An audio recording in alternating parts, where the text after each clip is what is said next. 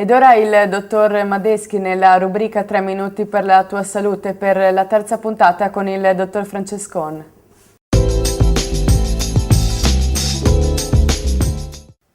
Ben ritrovati a una nuova puntata di 3 minuti per la tua salute, ormai trasmissione storica sui problemi della salute.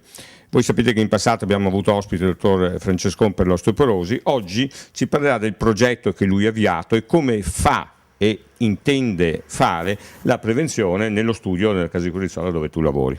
Sì, allora essendo io un medico che ha avuto una formazione così internistica, più di tipo medico, chiaramente l'ambulatorio ha questo tipo di impostazione. Allora il paziente, come avviene anche di abitudine quando si fa una valutazione geriatrica, è al centro della problematica.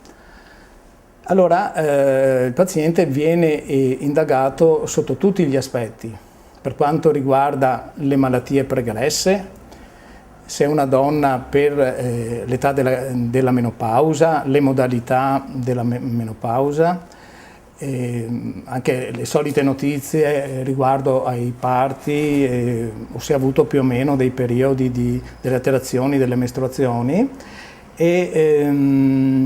Ecco, è molto importante per esempio un'analisi sulla terapia farmacologica che è in atto, questo per la relazione sempre più evidente dei farmaci, dell'uso dei farmaci con l'osteoporosi.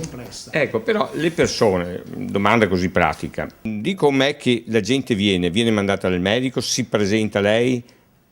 Ma, anche senza disturbi, penso, una donna che è in terapia ormonale a una certa età è bene che si presenti, no? Allora, concludendo la prima parte del mio discorso, voglio dirti che nell'ambito di questa valutazione io eseguo la densitometria ossea, che è quell'esame che ti consente di fare una diagnosi proprio numerica della densità dell'osso.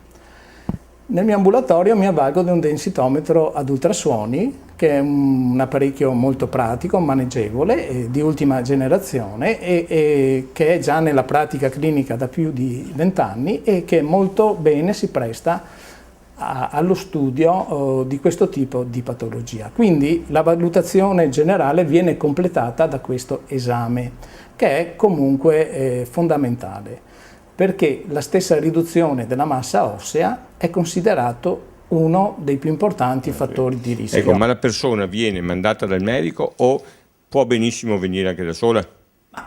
Essendo, come tu sai, un ambulatorio che è svolto in regime libero professionale, sì, anche se a tariffa sì, estremamente agevolata, può venire anche spontaneamente, però devo dire che i miei pazienti raramente si presentano spontaneamente, perché un'altra caratteristica del nostro ambulatorio è che si presta molto a una valutazione multidisciplinare, nel senso che molti pazienti mi vengono inviati dal fisiatra, molti dall'ortopedico, molti dal ginecologo e molti anche dal chirurgo.